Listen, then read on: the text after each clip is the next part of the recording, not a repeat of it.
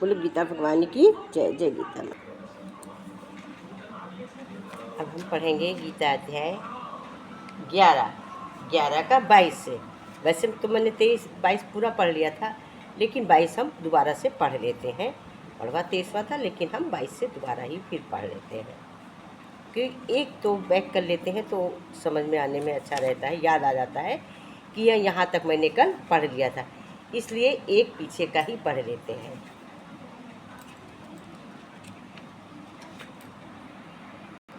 जब जहाँ से पढ़ना होता है, अगर उसका एक पहले का पढ़ लेते हैं तो सुनने वाले को याद आ जाता है कि हाँ, यहाँ तक मैंने कल सुन लिया था। तो जो 11 रुद्र और 12 आदित्य तथा 8 वाश साध्यगण, 6 देव, अश्विनी कुमार तथा मरुद्रण और पितरों का समुदाय तथा गंधर्व, यक्ष, राक्षस और सिद्धों के समुदाय हैं, वे सब ही विस्मित होकर आपको देखते हैं। हे महाबाहो, आपके बहुत मुख और नेत्र वाले बहुत तथा जंघा और पैरों वाले बहुत, उदरों वाले और बहुत सी दाढ़ों के कारण अत्यंत विकराल महान रूप को देखकर सब लोग व्याकुल हो रहे हैं तथा मैं भी व्याकुल हो रहा हूँ, क्योंकि विष्णु आकाश को स्पर्श करने वाले, देदीप्यमान अनेक वर्णों से युक्त तथा फैलाए हुए मुख और प्रकाशमान विशाल नेत्रों से युक्त आपको देखकर भयभीत अंतःकरण वाला मैं धीरज और शांति नहीं पाता हूँ। दाढ़ों के कारण विकराल और प्रयत्न काल की अग्नि के समान प्रज्वलित आपको मुखों को देखकर मैं दिशाओं को नहीं जानता हूँ और सुख भी नहीं पाता हूँ। इसलिए हे देवेश, हे जगन्नाथ विशाद, आप प्रसन्न हो। वे सभी धृतराष्ट्र के पुत्र राजाओं के समुदाय व सहित आप में प्रवेश कर रहे हैं और भीष्म पितामह, द्रोणाचार्य तथा वो कर्ण और हमारे पक्ष के श्री प्रधान योद्धाओं के सहित सबके मन आपके दड़ों के कारण विकराल भयानक मुखों से बड़े वेग से दौड़ते हुए प्रवेश कर रहे हैं और कई एक चूर्ण हुए सिरों सहित आपके दांतों के बीच में लगे हुए दिख रहे हैं।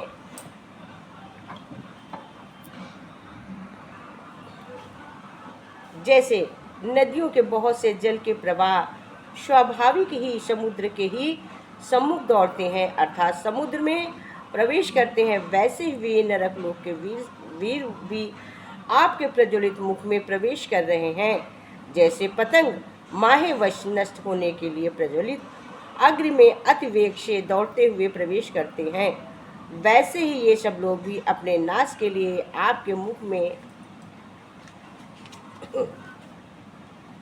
आप उन संपूर्ण लोगों को प्रज्वलित मुखों द्वारा ग्रास करते हुए सब ओर से बार बार चाट रहे हैं।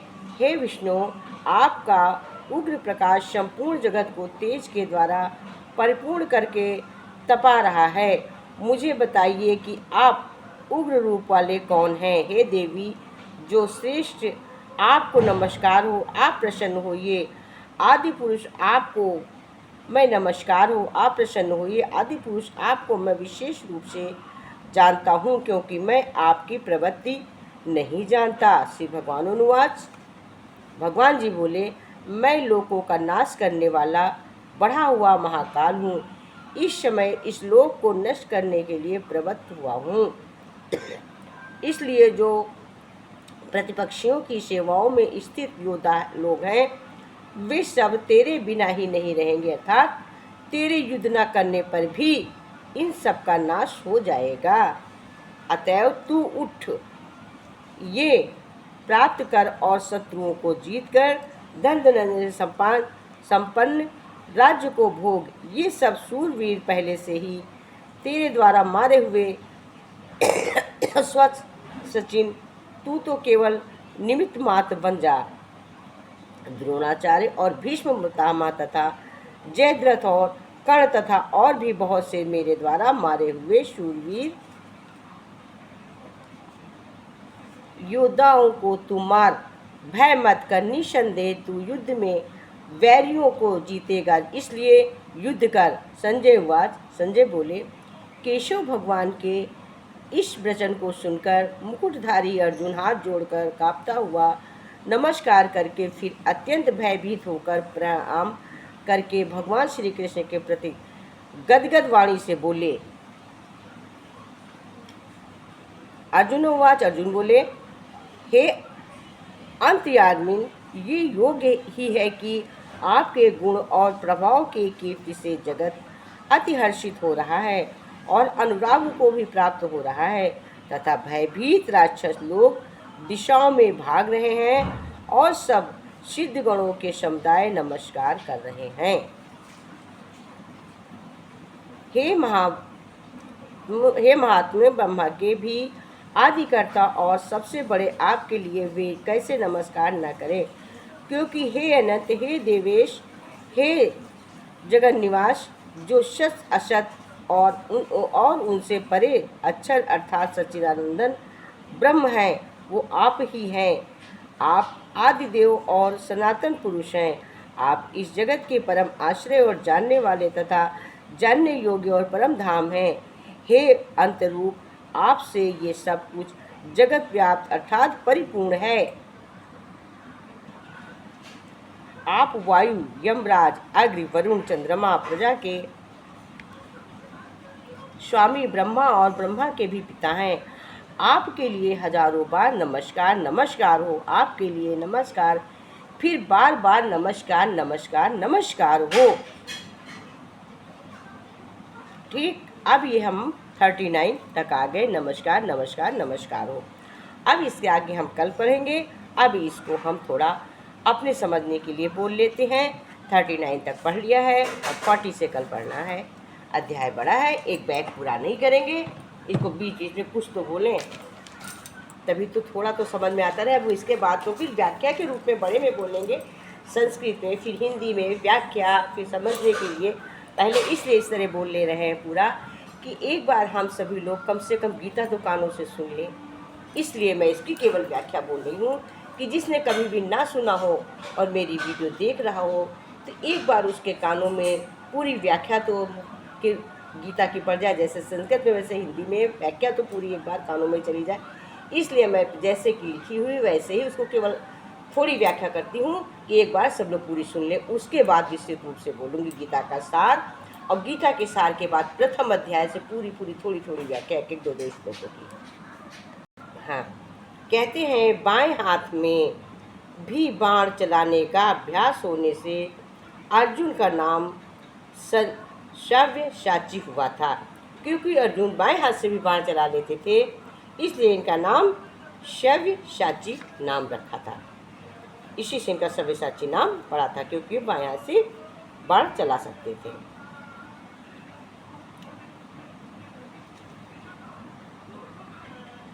हाँ, हमने कल ये कहा था कि दुख से हमें डरना नहीं चाहिए, तो है कि इसमें यही अध्याय में बार बार है कि दुख से हमें कभी डरना नहीं चाहिए। गीता का यही उद्देश्य एक बार नहीं हजारों बार है कि हमें किसी चीज़ से भय नहीं होना चाहिए। ये आज नहीं सनातन धर्म से चला रहा, लेकिन आज भी यही एक नया शब्द है कि हमें भय से डर नहीं होना चाहिए। पूरे विश्व में गीता को सबसे ज़्यादा पढ़कर इस समय समझा जा रहा। सभी लोग गीता का ज्ञान बहुत अधिक सुन रहे हैं। गीता का सत्संग पूरे देश में इस समय बहुत है। कहते हैं इसका उपदेश अगर कोई ठीक से समझ ले, या इसका सार या इसका सारांश या इसमें क्या है सीख से समझ ले, उसे अपनी ज़िंदगी में उतार ले, तो ये पक्की बात है कि वो अपनी ज़िंदगी को जीने को हासिल कर लेगा कि हमें ज़िंदगी कैसे जीनी चाहिए। वो हासिल कर सकता है कि मुझे अपनी ज़िंदगी को कैसे जी सकते हैं, कैसे बना सकते हैं। अपने जीवन की हर समस्या से एक एक पल में बाहर आ सकता है। श्रीमद् भगवद गीता इस दिव्य उद्देश्य को बार बार सुनाना चाहते हैं और कहते हैं बार बार सुनाते हैं और बार बार सुनना चाहिए। जितने बार भगवद गीता मिलती है उतनी बार ही हमें नई लगती। कभी हमें नहीं लगता कि ये हम पढ़ लिए थे तो इसका अर्थ हम ना सुने। कहते हैं इसमें कोई चिंता परेशानी नहीं होना चाहिए और हमें अनेक बार इनके उपदेशों को सुनना चाहिए, ग्रहण करना चाहिए और पूरे विश्वास के साथ जब गीता का अध्ययन हम करेंगे, सुनेंगे, तो हमारी ज़िंदगी की हर एक प्रकार की समस्याएं अवश्य दूर होंगी। कोई जगह न तुझसे खाली है, तू व्यापक डाली डाली है, क्योंकि भगवान से तो कोई जगह नहीं खाली है, ये हर जगह डाली डाली में प्रवेश इन्हीं का है। तो कहते हैं लेकिन हम धीमे धीमे जब किसी चीज़ को पकड़ते हैं तो हमें समझ में आती है, परंतु जब हम एक बैग सफलता की कोशिश करते हैं तो हमें अहंकार आने लगता है। इसलिए हमें थोड़ा थोड़ा ही पकड़ना चाहिए। जैसे हम नमक पानी में डालते हैं तो घुलता है, तो धीरे धीरे नमक की कंकड़ी हिलती है। पहले ढीले आते थे, धीमे धीमे घुलता है। एक बैग तो नहीं घुल जाता, लेकिन पिसा हुआ जब नमक हम डालते हैं तो जल्दी से घुल जाता है। तो वो उसी तरह जब हम जल्दी पकाते हैं तो अहंकार, और धीमे धीमे गलाते हैं तो हमें नमक की कंकड़ी के जैसे हमें मिलना चाहिए, चीनी के जैसे हमें मिलना चाहिए, कि समझना चाहिए, हमें सतत प्रक्रिया करनी चाहिए जो हमें घमंड ना आए। तभी जब हम धीरे धीरे मिलते हैं तो प्रभु हमारे अहंकार को दूर करते हैं, छाड़ते हैं। जैसे कोहरा बहुत होता है, जैसे जैसे धूप खुलती है वैसे वैसे उजेला होता है, धूप आती है, उसी तरह से भगवान धीरे धीरे हमारे ज्ञान को खोलते हैं और अंधकार को दूर करते हैं। अंधकार को दूर करते हैं, जैसे घूंघट उठाते हैं, जैसे हर पति अपनी बीवी का घूंघट उठाता है, वैसे भगवान अपने भक्त का घूंघट उठाते हैं कि अब तू ज्ञान की तरफ बढ़। कहते हैं कोई जगह न तुझसे खाली है, तू व्यापक डाली जा रही। जिसका साथी है भगवान उसका क्या करेगा? आंधी और तूफान, उसका आंधी तूफान कुछ भी नहीं कर सकता है जिसके साथ भगवान है।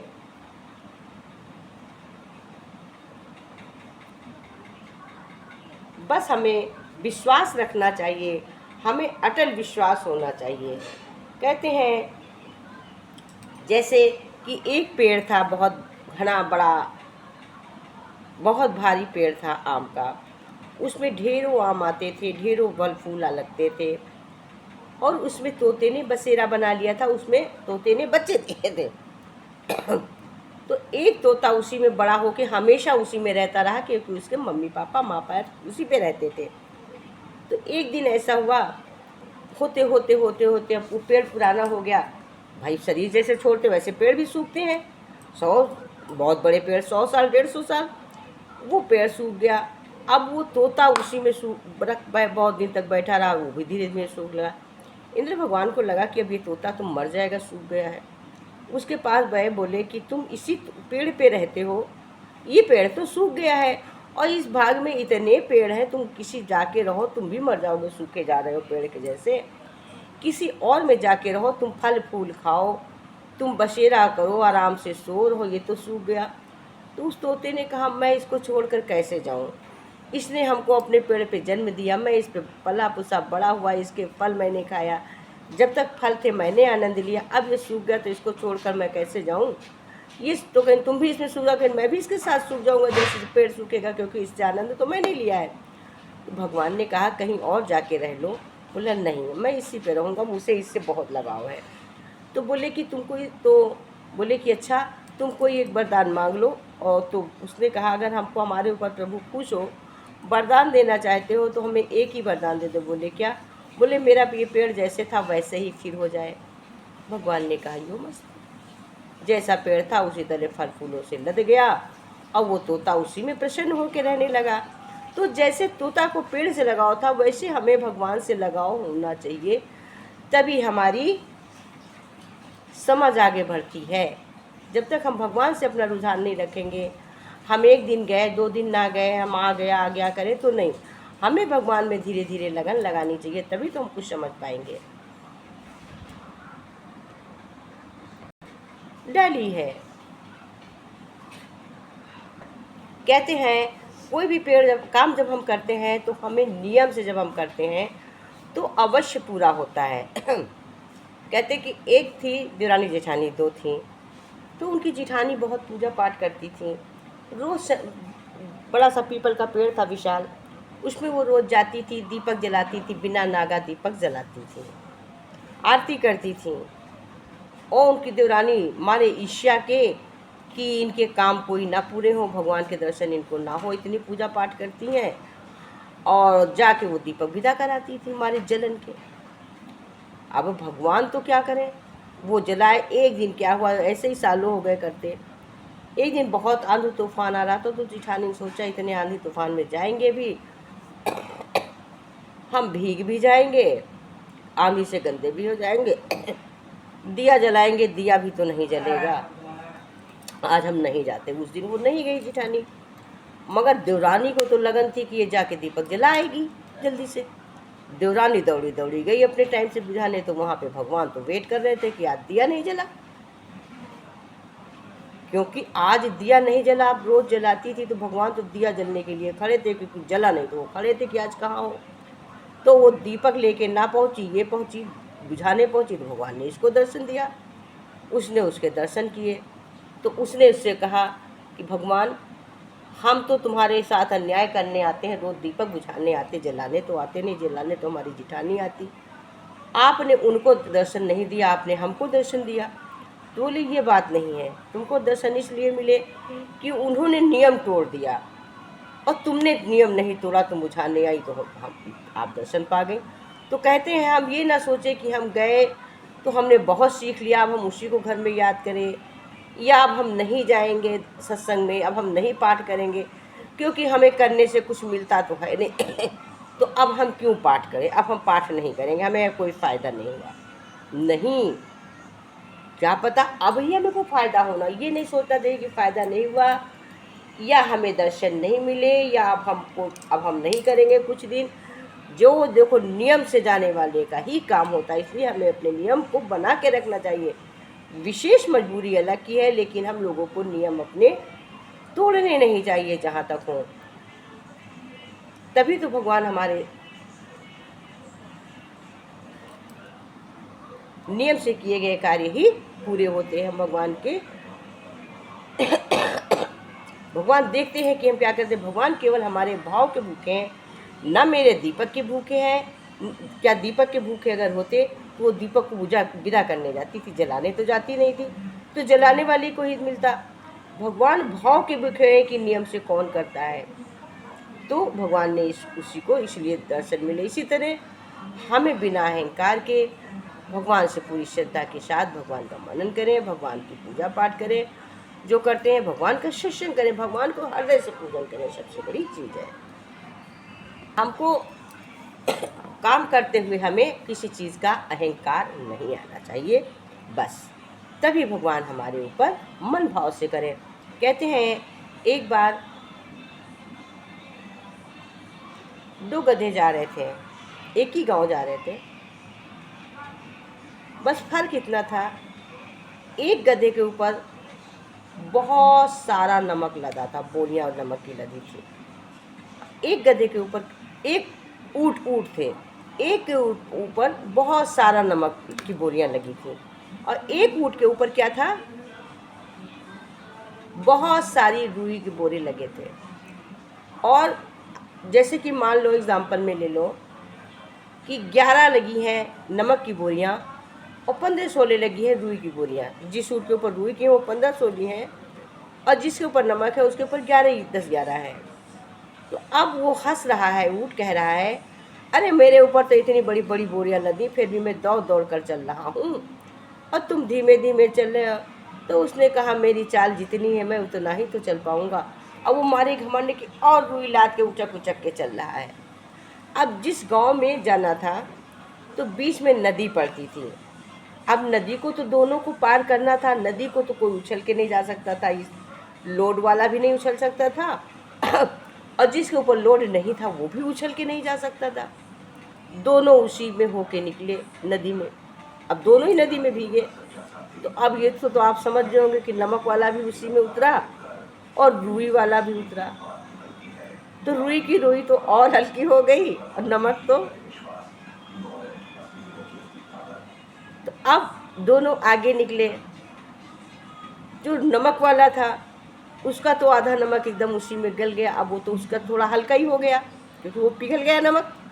उसकी बोरियां तो जरा जरा सी रह गई, और जिसकी रुई थी उसमें तो सारे में पानी भर गया ना रुई में। अब रुई भर गया तो कितना वजन हो गया। अब वो चल रहा है धीरे धीरे, वो चल रहा है तेज तेज, तो कह रहा है कि अरे तुम्हारे पास, तुम अब क्यों धीमे धीमे चल रहे हो। रुई वाला कह रहा है कि तुम तो कहता भैया अब हम क्या करें, देखा तो हम दोनों ही तो पानी में उतरे। खेल तो प्रकृति का है, हमारा तो है नहीं, प्रभु जाने क्या हुआ। तो कहते हैं कि हमें अहंकार नहीं करना चाहिए। वो रुई लेके उतरा और वो नमक लेके, तो उसका नमक तो गल गया और इनकी रुई और भारी हो गई। तो इस तरह हमें कोई कार्य करते हुए अहंकार नहीं सोचना चाहिए कि हमने इतना प्राप्त कर लिया है, अब हम उछल कर चले। नहीं, हम में अहंकार नहीं आना चाहिए, घमंड नहीं आना चाहिए। किसी भी कार्य को करते हुए, सत्संग को करते हुए, पूजा को करते हुए, कोई कार्य करते हुए केवल हमें घमंड नहीं आना चाहिए, अहंकार नहीं होना चाहिए। हमें अच्छे मन से करना चाहिए।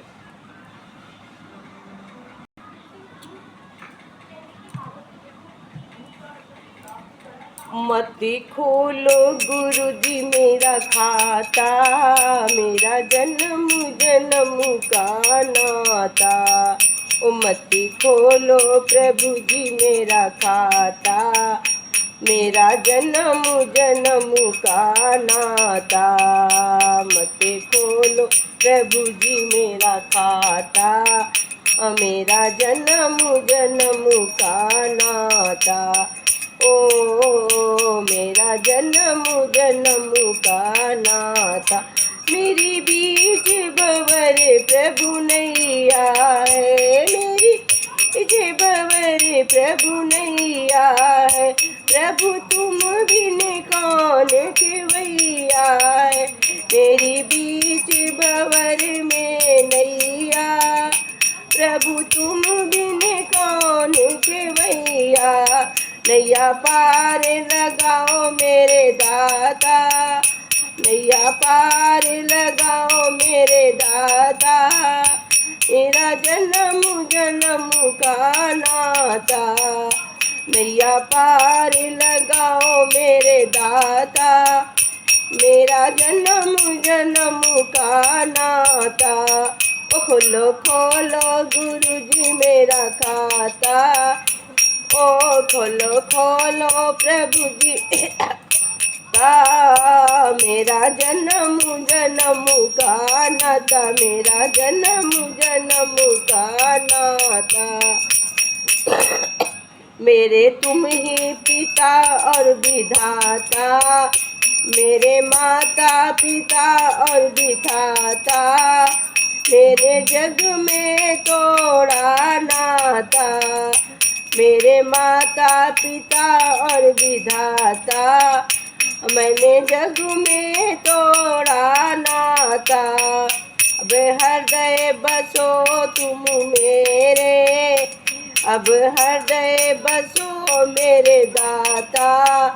मेरा जन्म जन्म का नाता, अब हृदय सो मेरे दाता। मेरा जन्म जन्म का नाता। ओ खोलो खोलो प्रभु जी मेरा खाता, खोलो खोलो हरि जी मेरा खाता।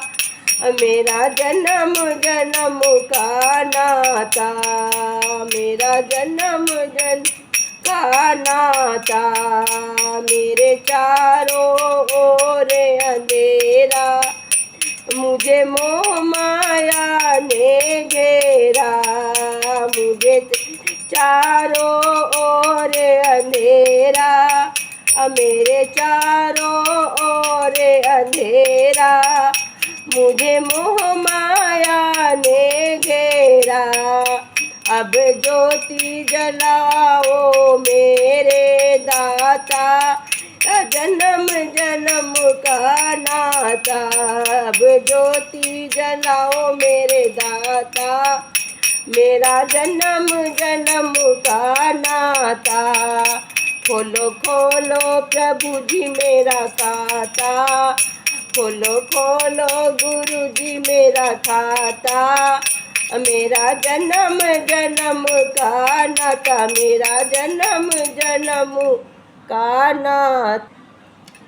कौन जन्म मैंने पाप न कीना, कौन जन्म प्रभु पाप न कीना, कौन जन्म तुमने माफ न कीना, कौन जन्म मैंने पाप न कीना, कौन जन्म तुम माफ न कीना। अब मुझसे सहा नहीं जाता, मेरा जन्म जन्म का नाता, मेरे तुम ही हो भाग्य विधाता। मेरा जन्म जन्म का नाता, मेरे तुम ही हो भाग्य विधाता, मेरा जन्म जन्म का नाता।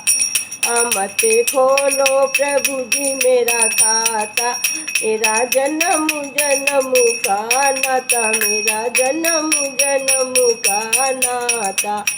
मत खोलो हरि जी मेरा खाता, जन्म जन्म का नाता, मेरा जन्म जन्म का नाता, मेरा जन्म जन्म का नाता। बोलो गीता भगवान की जय। हरि ओम तस्सत्।